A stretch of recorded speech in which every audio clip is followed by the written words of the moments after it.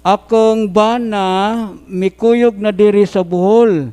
Apan dili niya surrender ang yang habak, pero maminaw siya sa rosary og musimba kada Domingo.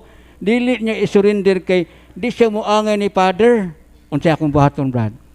Okay, last na lang ni nga kuan bro ha, kay ning abot na ta sa time.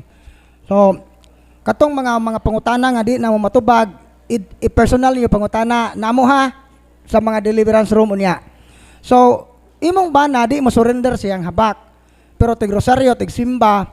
So meaning ingani man God, ang usa ka tawo nga occult practitioners, labi na taasod sa taas nga panahon na involved ta sa mga occult practices, na azoy yawa nga mo-block sa atong salabutan nga di ta kasabot. Mo na bisag unsaon tag pagpasabot, di ta kasabot. Mo unsa may atong mahimo ana, iampo ang imong bana. Kung matog ang imong bana, pwede ka mag-prayer deliverance ana nga Lord, ang tuyo nimo sa prayer nga mulayas unta ning yawa nga nagsapong, nagsalimbong sa hunahuna sa kong bana nga di siya kasabot, kay aron maluwas ang iyang kalag.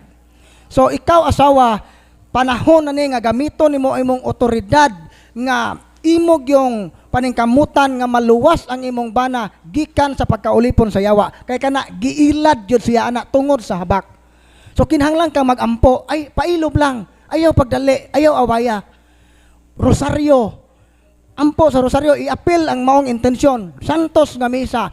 Kadaghan na gyud may makasinati ana nay uban nga ning abot pag duha ka tuig, usa ka tuig, usa pa na convince ang ilang bana, ilang amahan. Pero sa kadugayan na convince ra gyud kay way hunong nga pagampo.